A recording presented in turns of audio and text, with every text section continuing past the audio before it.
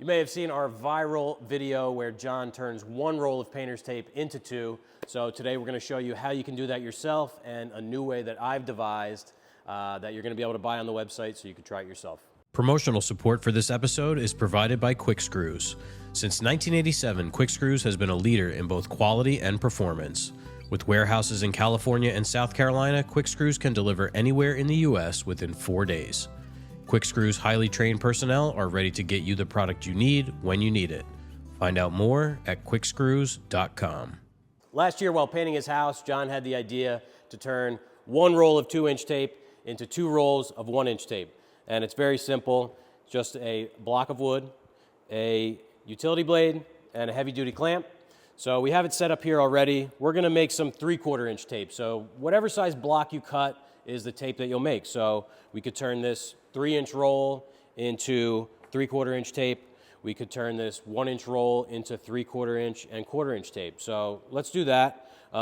This is nice because you may be running low and you want to split the roll up. You may not be able to find the size tape you need. So this gives you the flexibility of making really any size tape. This is going to make, like I said, 3/4 and something a little bit less than a 1/4 inch because this isn't a true inch. But we're going to take our tape. You want to be careful. We have this clamped, but you don't want to slip and cut yourself. So you're going to come in and just roll your tape up against this blade. Now, I have this set to only cut, so deep into the tape, but if you stick the blade out more, you could cut theoretically the whole roll.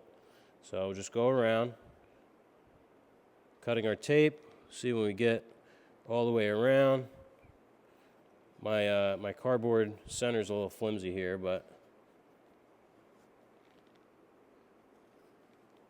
so we made it all the way around, and you see the cut there. We now have 3/4 inch, and this is like maybe 3/16 of an inch. You could mask off different shapes. I mean, you could never do that with 3/4 inch tape. And if you had something like this, you could turn this into 3 rolls of tape. So it's a super handy trick. You could save some money, you could save some time, not having to run out, or make a custom tape for your job. Now, when we were talking about making this video, I had the idea of coming up with my own way, so we could show you 2 different ways. And I've actually created something that will be selling on the website that's going to make it really easy to do this for yourself. And it looks like this. So you see we have a little 3D printed plate here with a spot for a utility knife. And I actually have 4 of them here. And you can stack up as many as you'd like. These are 1/4 inch thick, so this will make a 1/4 inch thick piece of tape. Show you the blade going in. So you kind of have to put in the blade first and then push it down in there. It's a nice flush fit. So if you want to make 1/4 inch tape, you put this down and clamp right on top of that blade, just like that.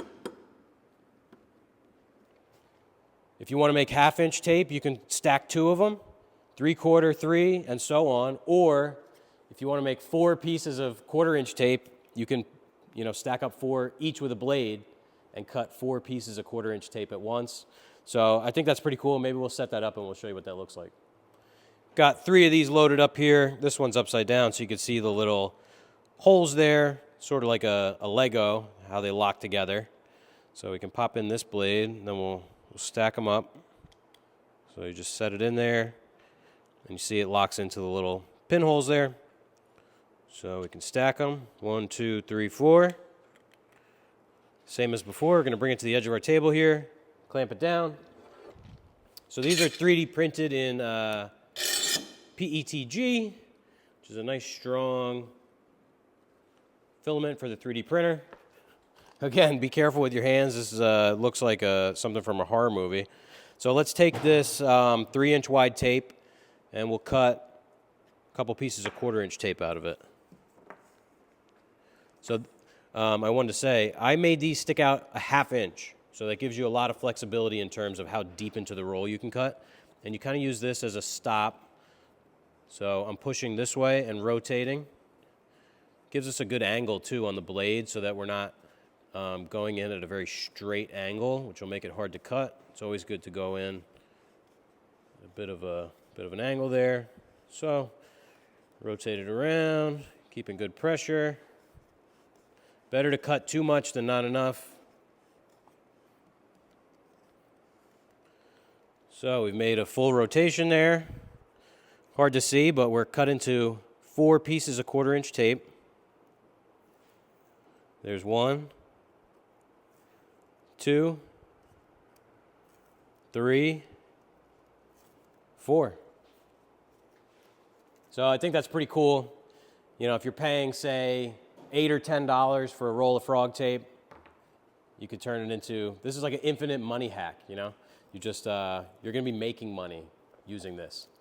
These are 1/4-inch. We'll see what we put up on the website. Maybe I'll make some 1/8-inch too. I don't know if there's a use for 1/8-inch tape, but if you have a specific size that you'd like, let me know, and we could always print these to a custom size.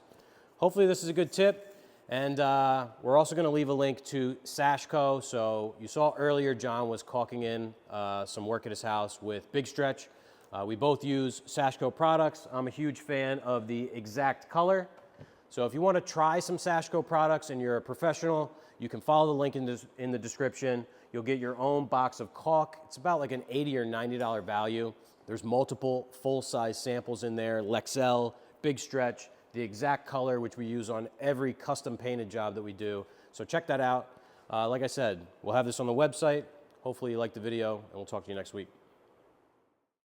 With talking about you, I'm just trying to figure out how to get to the point faster. Last year, John, master craftsman, Part-time male model. lifeguard.